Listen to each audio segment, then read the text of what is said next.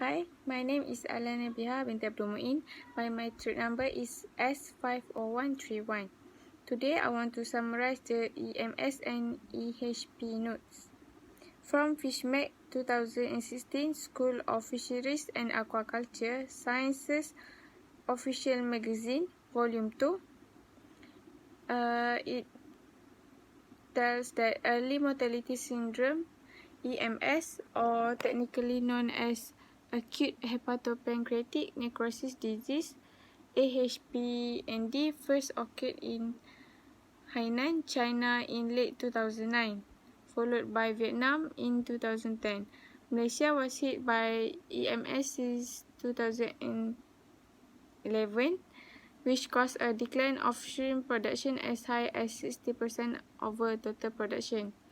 The repeated crop failures have forced a number of shrimp farms to quit or switch to other aquaculture species such as marine fish. EMS usually affects the shrimp within 20 to 30 days post-stocking. However, there were incidents where cultures failed within 5 to 7 days of culture (DOC), while some cultures fail much later at 70 to 80 DOC. Thus, EMS does not necessarily happen at the early stage of culture. This seems to suggest that the timing of outbreak depends on when the EMS pathogen get hold of the shrimp and bloom to cause the necrosis of hepatopancreas.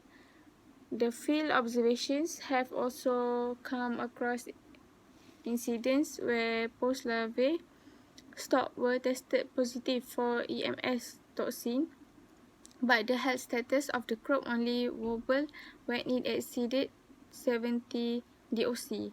With more and more shrimp farming areas confirmed to be endemic for EMS, we foresee EMS to remain as a problem for some time, but will not as catastrophic compared with the earlier years. Based on the field experience, we are of the opinion that the following measures could help the shrimp farming industry to survive from EMS. Use of EMS resistant stock. Our field studies under Fisher Fish Disease Laboratory, University Malaysia Terengganu, did observe that certain strains of Penaeus venamus withstand EMS better than other strains in the endemic areas. Nevertheless, such specific pathogen-resistant SPR broodstocks tend to spawn less eggs, thus lower production of SPRPL. Due to high demand for such SPRPL, nowadays more producers claim to be producing SPRPL, which however could not be authenticated on the buyers due to technical deficiency among the SPR stocks. We found that the resistance varied in farms from batch to batch, which could possibly mean that some stocks are actually at the level of specific pathogen tolerant (SPT). This could have happened if there was lack of resistant quantification during the development of SPR strain. Number 2, create and maintain a healthy microbiota in shrimp ponds.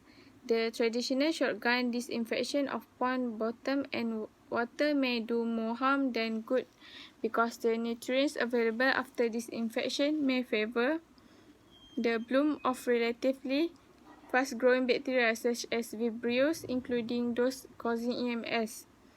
We observed that the presence of EMS toxin strain in shrimp pond did not pose immediate risk of outbreak when an effective microbial management strategy was successfully applied to the pond.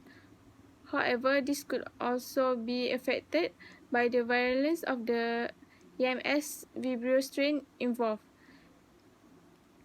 Pond microbial management could be achieved by biofloc technology (BFT), both full and semi or by using commercial beneficial bacteria that are proven to be discouraging EMS Vibrio outbreak. Number 3, apply good aquaculture practices. For example, MUIN, including appropriate biosecurity measures to check the entry of pathogen carrying the stock via pre-stocking screening. The entry of new strain of EMS Vibrio may lead to emergence of more virulent strains and complicate the disease in farms. Besides, periodic EMS surveillance in farm is also necessary to assess the effectiveness of microbial management strategies and the risk of outbreak. In short, there is no single measure to overcome EMS in shrimp farming, but concerted strategy including but not limited to the above-mentioned measures is necessarily to survive from EMS.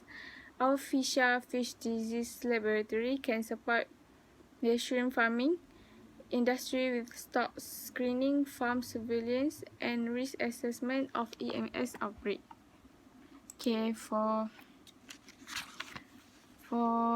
the Journal of How to Control Microsporidian Parasites in Shrimp Farms by Lucy Towers on 2015. A type of microsporidian parasite is severely affecting aquaculture in Asia.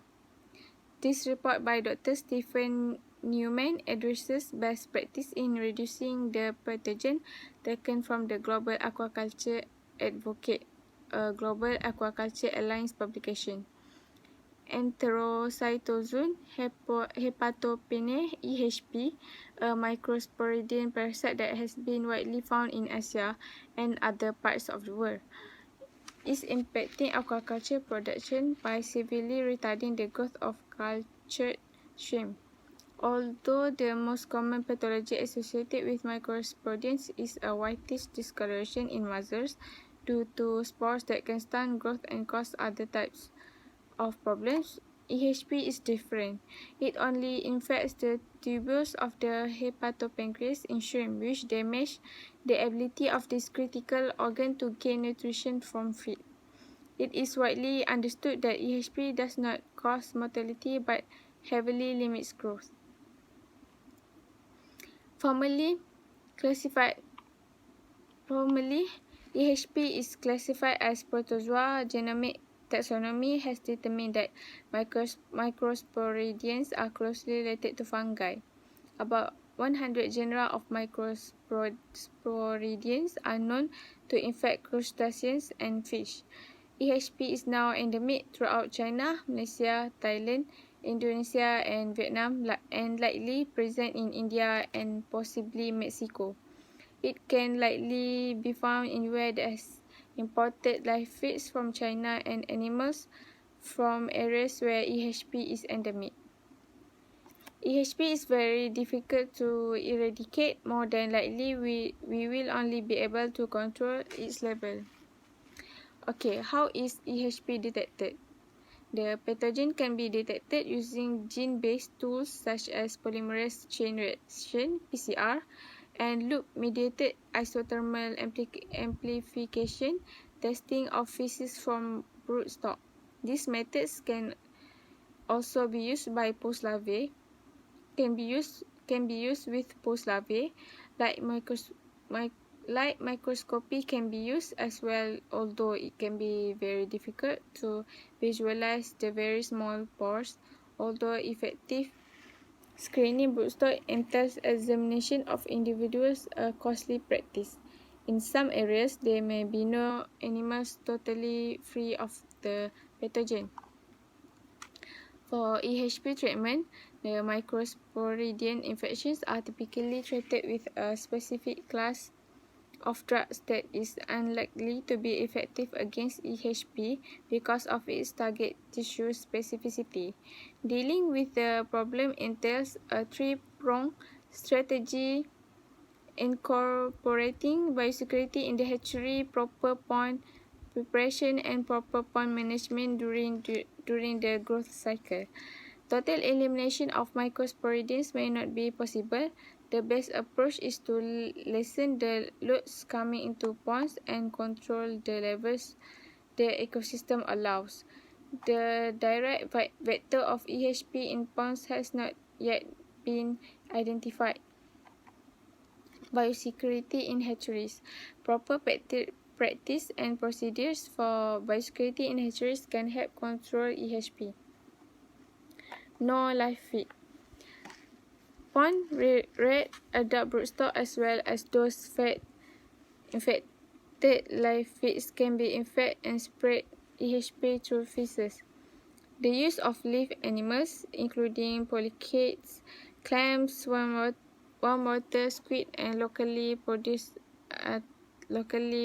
Artemia in broodstock maturation facilities process a significant biosecurity risk and should be discouraged. Live feeds such as krill do not pose a risk. If live feeds are used, they should be frozen, pasteurized, or even irradiated. The disinfection. Maturation facilities and hatcheries should be dried out, completely washed, and then disinfection with a caustic solution of sodium hydroxide. It has been suggested that all equipment, pipes, and tanks should be soaked in 2.5% of sodium hydroxide solution for at least 3 hours. After this, the remaining caustic solution should be washed away and all of the treated materials allowed to dry for an extended period. Rinse before use with an acidic chlorine at 200 ppm and pH less than 4.5. Microsporidian spores are extremely resistant to most treatments and complete elimination will prove challenging. This goal is to substantially lower the load. Clean eggs nopili. Proven strategies for washing and rinsing nopili with the appropriate mix of fresh water and chemicals, iodine and formaldehyde, among others, that can weaken the passive attachment of spores to eggs and nopili. Thus, lessening transmission must become routine. This is an effective tool against EHP as well as for lowering the loads of the bacteria that cause early mortality syndrome that pass from broodstock to post larvae. For the pond preparation, high organic loads typically relate to spore loads. There is likely some intermediate vector, and until we are sure what it is, use strategies to properly treat sediments before stocking. As spores typically are resistant to a wide variety of environmental conditions, with different species displaying differential susceptibility. The general suggestions are to physically remove accumulated organic matter and treat pond bottoms with a very caustic material to bring the pH to 12 and kill many of the spores. Killing all of them may not be possible. It has been recommended that earthen ponds be disinfected with very heavy use of calcium oxide or quicklime applied at a level of 6,000 kg per hectare or greater. Pond bottoms must be completely dry. Blow the quicklime into the dried sediments to a depth of 10 to 12 cm, then moisten the sediments to activate the lime.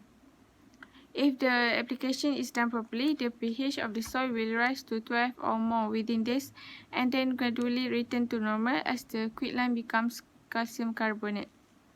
For pond management, after the soils have recovered, use suitable commercial products from the early stage of culture to prevent the accumulation of large amounts of organic matter. This can be used alone or in combination with water exchange.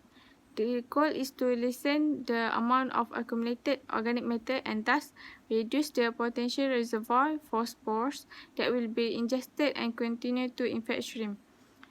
Consistent use at consistent use at levels that lessen the amount of organic matter is important.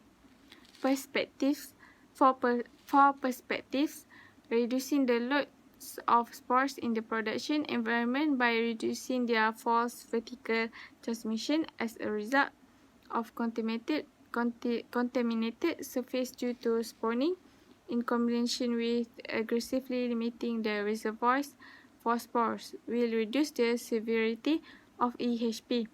Consistent use of these methods should lessen the long-term impacts and reduce the environmental load of spores. Thank you.